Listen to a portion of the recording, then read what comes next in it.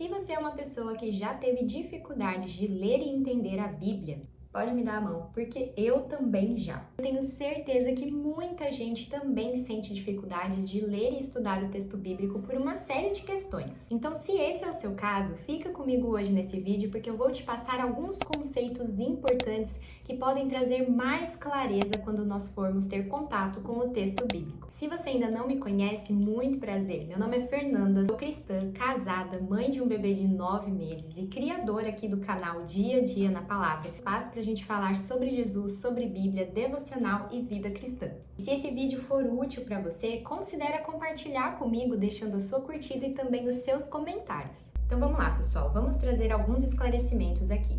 A Bíblia é um livro que pode ser lido por toda e qualquer pessoa. Toda e qualquer pessoa, porque a palavra de Deus, ela é uma revelação do nosso Senhor para todos os seres humanos. A Bíblia foi feita para todos, não apenas para teólogos, não apenas para acadêmicos, não apenas para pessoas muito estudadas.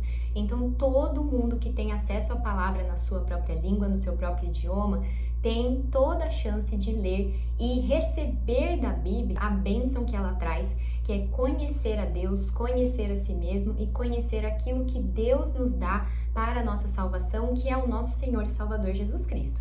Justamente porque nós contamos, acima de tudo do que eu vou falar aqui, com o auxílio do Espírito Santo, que é de fato quem traz a palavra de Deus no nosso coração, quem tira as escamas dos nossos olhos. Então, por mais que nós tenhamos acesso a muitos recursos que trazem uma clareza muito maior, que eu vou compartilhar com vocês aqui nesse vídeo, é preciso ter isso em mente, que o Espírito Santo ele é capaz de trazer a mensagem para toda e qualquer pessoa. Eu acho importante pontuar isso daqui antes de qualquer coisa, porque nenhum desses conceitos são limitadores da obra do Espírito. Nunca eu falaria uma coisa dessa. Mas existem sim algumas coisas que podem clarear ainda mais o nosso entendimento das Escrituras. Coisas que, se nós tivermos em mente antes de ter um contato com o texto bíblico, vai nos ajudar muito a diminuir as nossas dúvidas, os nossos questionamentos. E o primeiro conceito para a gente ter em mente, que é muitíssimo importante, contexto histórico. A Bíblia, gente, foi escrita em determinado período da história humana. Esse período, como é óbvio,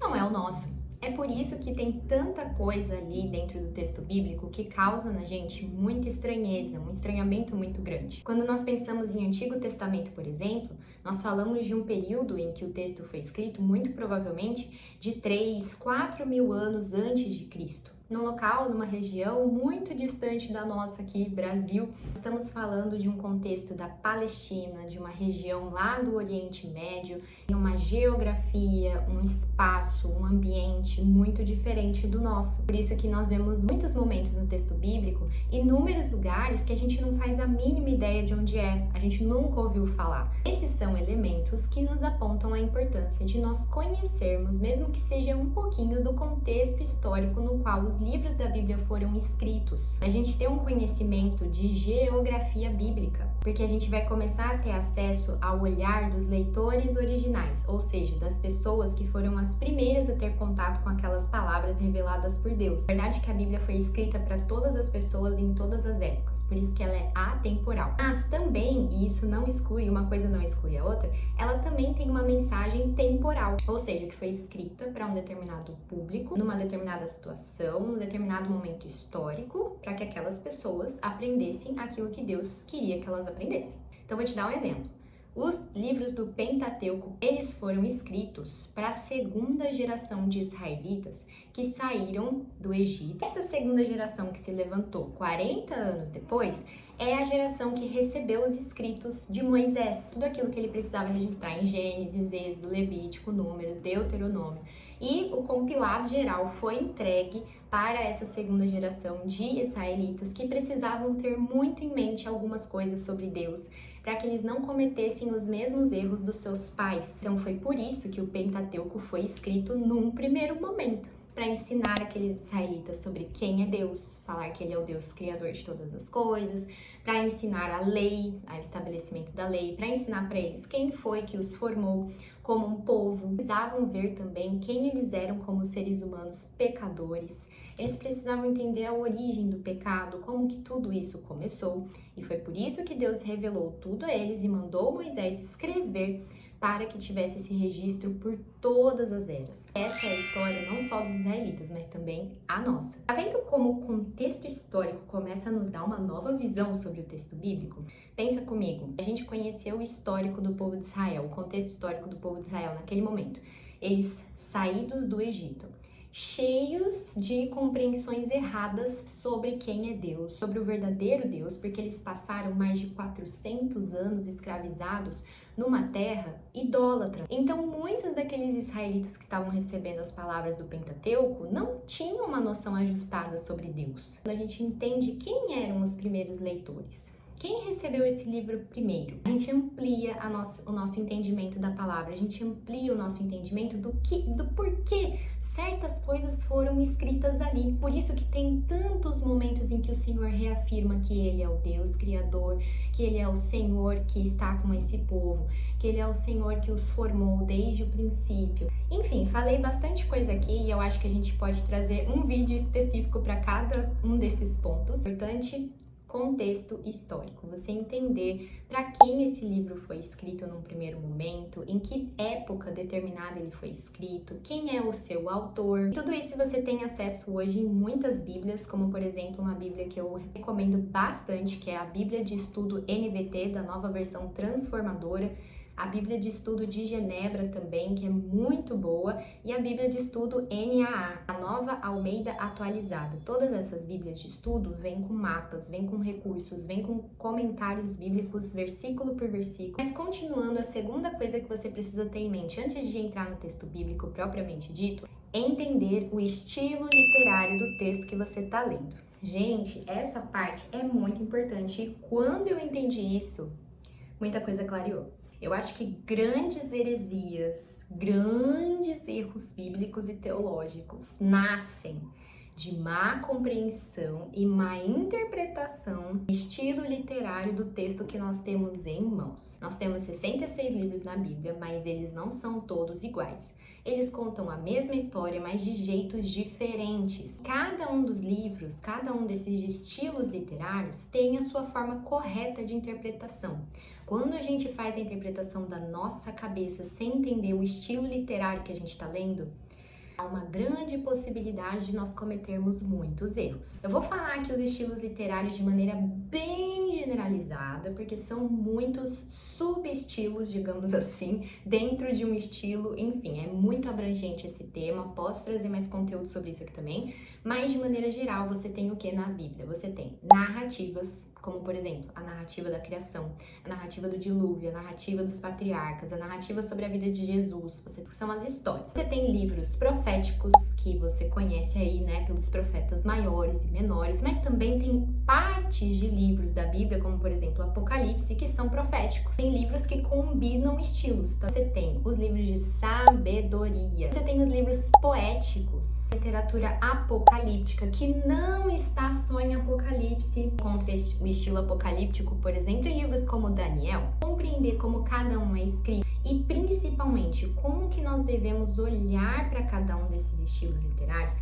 como que a gente precisa extrair a mensagem de Deus, como cada um foi escrito, vai nos trazer um ensino correto, adequado sobre aquilo que Deus quer passar para nós. Se eu olho para uma narrativa, se eu tomo para mim que aquilo lá que ele está me falando é, por exemplo, um mandamento que Deus me deu, eu já estou errando. Narrativa não faz juízo de valor. Narrativa, ela só tem o objetivo de contar aquilo que aconteceu. Os patriarcas tiveram mais de uma esposa. Abraão, Jacó teve 4 mulheres. Agora a Bíblia apoia a bigamia, então esse é um jeito errado de olhar para uma narrativa. Ela não fala para você necessariamente se aquilo agradou ou não agradou a Deus, se aquilo é correto ou não diante da lei de Deus. Se não sabe ler a narrativa da maneira correta, acaba tomando verdades que não são verdade. Esse é um cuidado muito importante que nós precisamos ter antes de ter contato com o texto bíblico e que pode nos ajudar muito a evitar erros teológicos e bíblicos graves que podem nos levar também a criar uma expectativa ou então criar uma imagem de Deus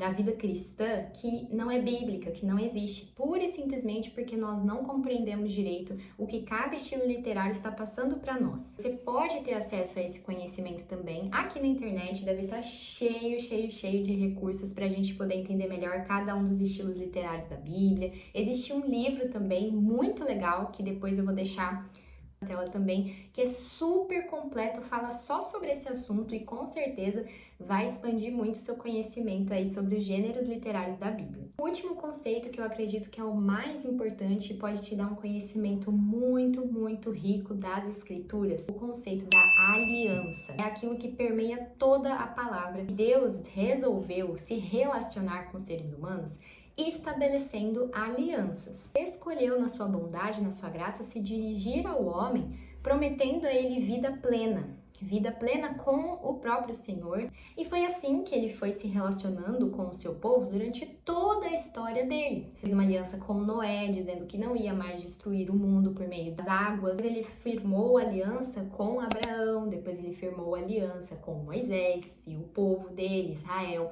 Firmou aliança com Davi. Essas alianças são a mesma. Ele apresenta ao longo da história, ele apresenta ao longo da narrativa bíblica, mostrando cada vez mais novos pontos que estão presentes. Aprendi uma coisa muito bacana estudando teologia, que é a aliança de Deus, ela é progressiva, porque ela vai progredindo à medida que ela vai mostrando novos pontos daquilo que Deus tinha preparado para ela no início. E ela é como uma sementinha que começa de um jeito, tem lá a sementinha, tá aqui, começou com Adão.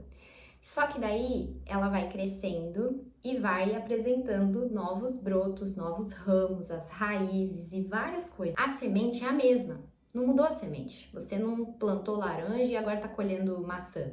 Ela tá mostrando a nova forma daquilo que ela já tinha. Porque Deus estabeleceu ela desde antes da fundação do mundo, mostrou, revelou ela na criação para Adão, trabalhou ela durante todo aquele período, fazendo a sementinha germinar, para que no tempo perfeito ela fosse estabelecida, cumprida perfeitamente pelo nosso mediador, o Senhor Jesus. Toda a história da Bíblia que você encontra, todos os salmos, as partes mais difíceis, elas são meios de Deus contar a história da sua aliança, da aliança que ele estabeleceu com um povo escolhido por ele e que foi salvo, redimido por um redentor, por um mediador perfeito, que é o Senhor e Salvador Jesus Cristo. É por isso que a gente costuma dizer que a Bíblia toda aponta para Jesus. Eu vi de um professor, a quem sou muito grata por tudo que ele me ensinou, que o pessoal do Antigo Testamento olhava para frente, buscando o mediador perfeito que Deus havia prometido. O pessoal do Novo Testamento, do qual nós fazemos parte também, olha para trás, olhando para aquele que já veio e ainda há de vir. Por isso que entender esse conceito de aliança vai te ajudar a não enxergar a Bíblia como algo fragmentado, histórias fragmentadas que cada uma tem uma sua lição de moral, tá tudo apontando para a mesma pessoa, tá tudo apontando para o mesmo propósito, tá tudo apontando para uma mensagem só. Então, se você quiser também vídeos explicando melhor esses conceitos, porque eu sei que parece muito difícil agora, pode parecer meio confuso, mas você vai ver, é muito mais simples do que parece. Eu também posso trazer mais esse conteúdo por aqui. E é isso, pessoal. Eu espero muito que esse vídeo tenha contribuído para você entender como nós podemos ampliar o nosso bom entendimento das Escrituras. Começa a se deslumbrar cada vez mais com a palavra. A leitura não vai mais ficar chata, a leitura não vai mais ficar angustiante, porque a gente não está entendendo nada do que está sendo falado ali. A gente vai se aprofundar muito mais no texto e vamos ter a capacidade, vamos ter a condição de engrandecermos ainda mais o nosso Senhor por tudo que Ele deixou revelado a nós. Espero ser um meio também usado por Deus, se for da vontade dEle, para contribuir também, trazendo mais esses conteúdos aqui no canal. Se ficou alguma dúvida, se ficou confuso, eu quero saber, porque daí a gente faz mais vídeos para explicar mais cada um desses pontos. Enfim, eu tô aqui para fazer isso. Fiquem com Deus e até a próxima!